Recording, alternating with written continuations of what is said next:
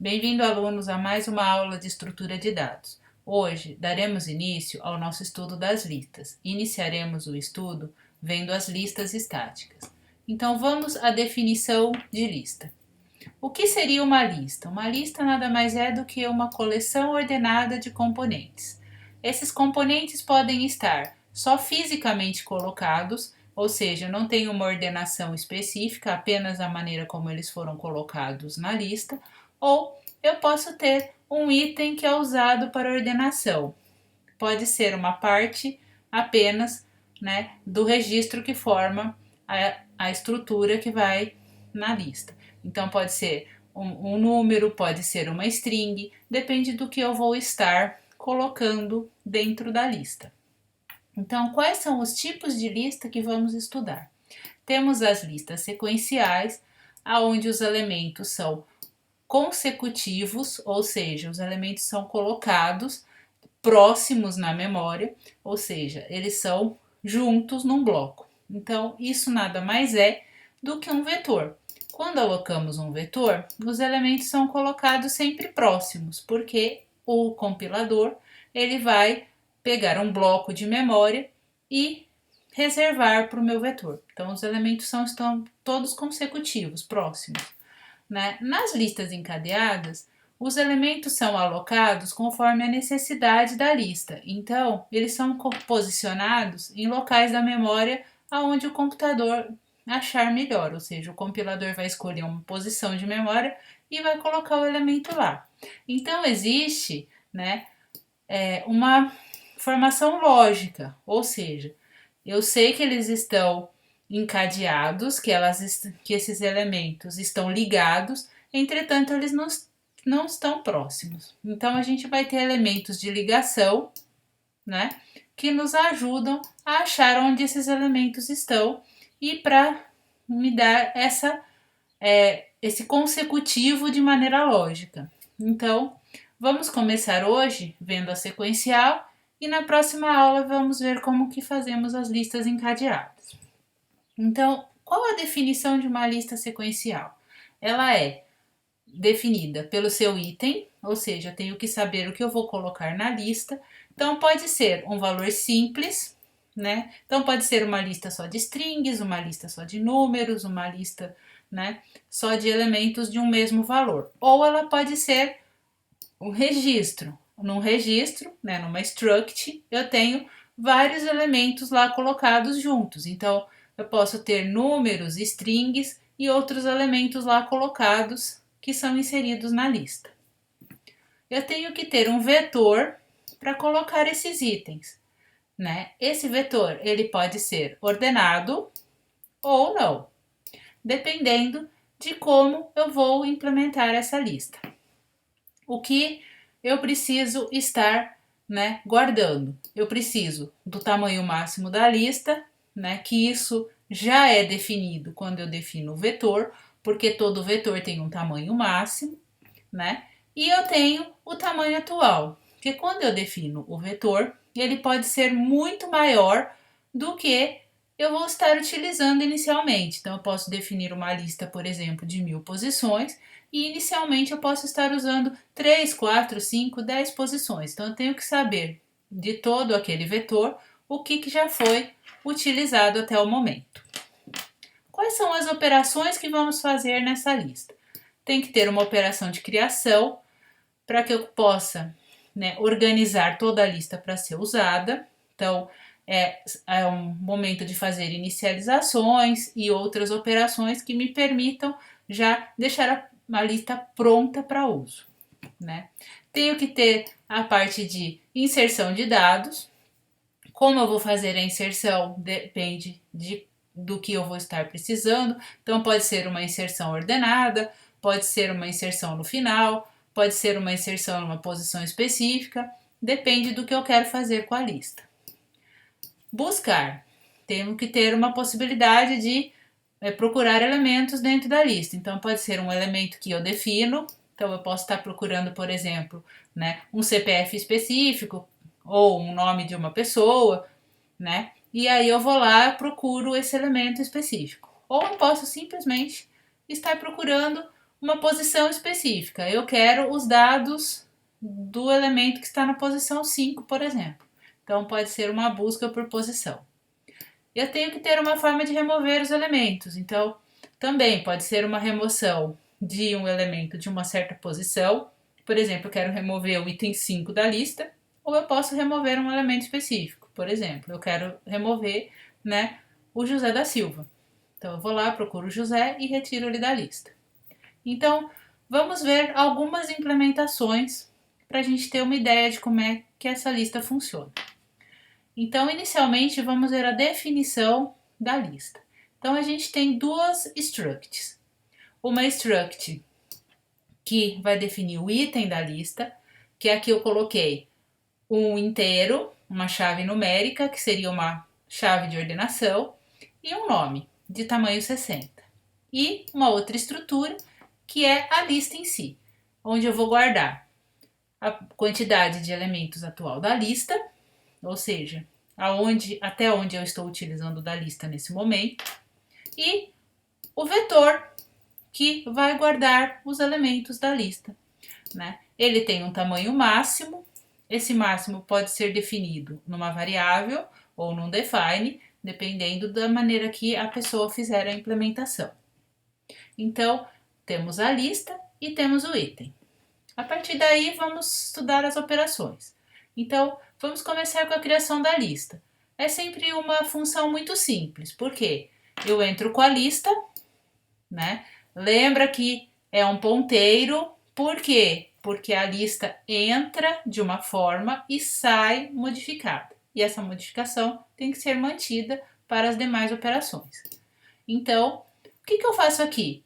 A única coisa que eu vou precisar inicializar é a quantidade de elementos, porque uma lista sempre começa vazia. Então, eu vou pegar a quantidade de elementos e zerar. Ah, mas tem o vetor. Não é necessário mexer no vetor agora, né? Se achar muito necessário, né, poderia fazer uma inicialização dos itens do vetor, mas é uma operação que não tem essa necessidade nesse momento. Então, o que a gente precisa realmente fazer é estar inicializando a quantidade de elementos para que a gente possa colocar os itens na posição correta. Bom, a gente vai para a ordenação, né, da lista. Então, a gente vai manter ela ordenada. Então, eu vou fazer uma inserção ordenada. Posso fazer outras inserções que eu vou passar aqui rapidamente. Mas geralmente a gente vai fazer uma inserção mantendo a lista organizada. Então, toda a lista sequencial, por ela ser um vetor, toda vez que eu vou tentar colocar um elemento lá dentro da lista, eu tenho que ver se ela ainda tem espaço. Porque ela pode ter atingido o tamanho máximo do vetor e eu não poder colocar mais elementos lá dentro. Então, a primeira coisa que eu vou fazer numa implementação de inserção é ver se tem espaço. Se tem espaço, eu gosto de fazer uma verificação intermediária, que é ver se esse elemento que eu estou inserindo é o primeiro elemento da lista. Porque quando é o primeiro elemento da lista, eu não tenho que fazer nenhum tipo de análise extra. Então, eu não tenho que fazer busca, eu não tenho que fazer movimentação de elementos. Então, é só colocar ele na primeira posição e acertar o tamanho da lista. Se ele não é o elemento da primeira posição, ele vai ter que ir para um certo lugar correto, porque é uma lista ordenada, né? Então eu vou procurar a posição dele, né, na lista e vou movimentar os elementos da lista de forma que eu abra um espaço para colocar esse elemento ali. Então eu faço essa movimentação, abro a vaga para ele poder ser colocado. E aí nessa vaga eu vou colocar o elemento e atualizar o tamanho da lista. Então vamos ver um código para fazer isso. Então eu vou ter que entrar com o elemento que vai ser inserido e a lista. Então, primeira coisa, vejo se a lista tem espaço ainda para colocar o elemento. Se ela não tem espaço, acabou o algoritmo. Se ela ainda tem espaço, eu verifico se esse elemento é o primeiro. Se ele é o primeiro elemento da lista, ou seja, a lista ainda está vazia, coloco o item na posição 0 e Agora a lista passa a ter um elemento a mais, ou seja, já tem um elemento. Se esse elemento não é o primeiro da lista, então já tem itens lá. Então eu vou ter que fazer aquela operação buscar e abrir a posição. Faço uma busca. Como que é feita essa busca? Essa busca vai percorrer o vetor, nada mais é do que um loop, ó. A gente vai percorrendo o vetor, né, até que ele ache alguma coisa maior. Quando ele bater em alguma coisa maior do que o elemento que eu quero inserir, ele para e me retorna a posição onde eu tenho que colocar o item. Aí fiz essa busca, achei a posição que eu tenho que pôr o elemento, aí eu vou abrir a vaga. Então eu vou fazer um loop, né, que vai do que? Do final da lista até a posição onde ele vai ser inserido. Vou mover todo mundo uma posição, certo? Para que eu abra o espaço do pós para colocar o elemento. Aí eu abri o espaço, coloco o elemento na posição que ele deve ficar, né? Que era aquela pós que eu achei aqui na busca. Copiei, aumentei o tamanho da lista em mais um e finalizei. Então essa é a inserção ordenada. Geralmente a gente mantém essas listas ordenadas, certo? Mas eu tenho outras formas de fazer inserção numa lista sequencial. Então vamos ver uma inserção por posição. Então eu tenho que fazer a mesma verificação que eu fiz na outra. Então eu tenho que ver se a lista tem espaço. Se a lista tiver espaço, eu vou fazer a movimentação de elementos, né? Para que eu possa abrir o espaço na posição que eu quero. Colocarei o elemento lá nessa posição que eu indiquei e atualizo o tamanho da lista, né? Então vamos ver como fica isso num código, né? Então vamos lá. Eu tenho que entrar com a mesma coisa, ou seja, tenho que entrar com o número com o elemento, tenho que entrar com a lista e também tenho que entrar com o número, né, da posição, ou seja, o local para onde esse item vai. Mesma coisa que eu fiz no anterior. Vejo se tem um espaço, ou seja, se a quantidade não atingiu o máximo. Se atingiu, não faz mais nada. Se ainda tem espaço, eu vou apenas fazer uma verificação intermediária aqui, que é o quê?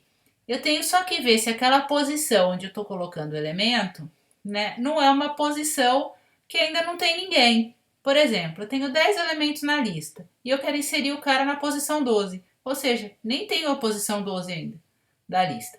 A lista não pode ter buraco. A lista é uma coisa compacta.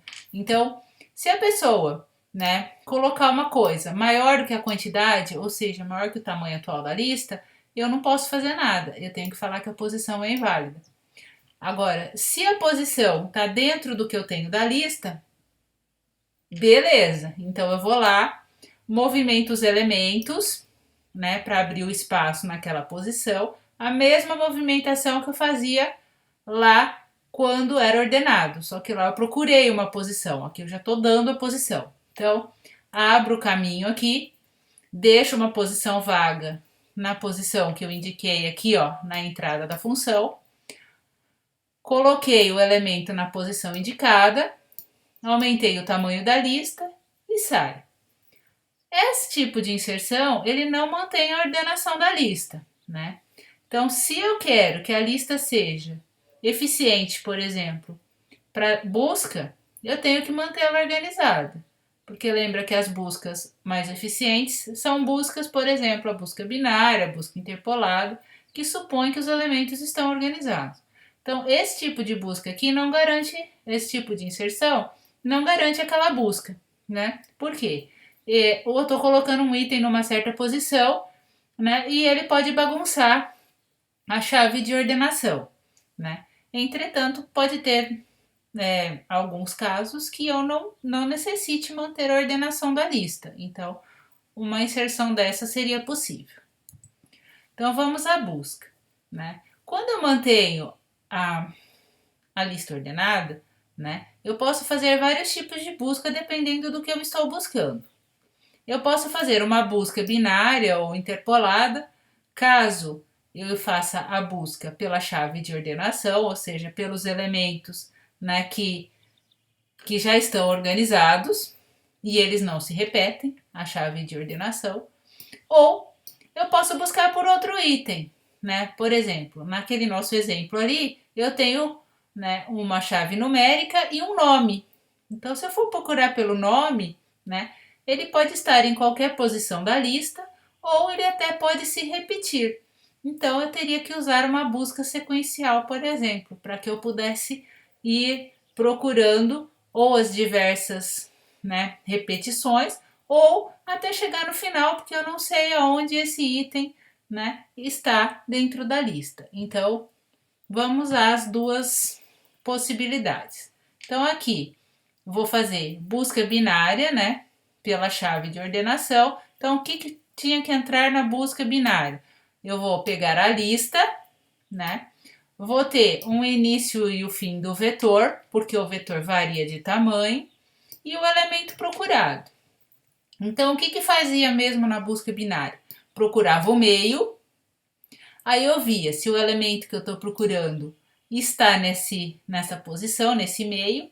Se ele não está, eu tenho que continuar procurando. Se ele está aqui, eu já finalizo. Então, o que acontece se ele não está no meio, né?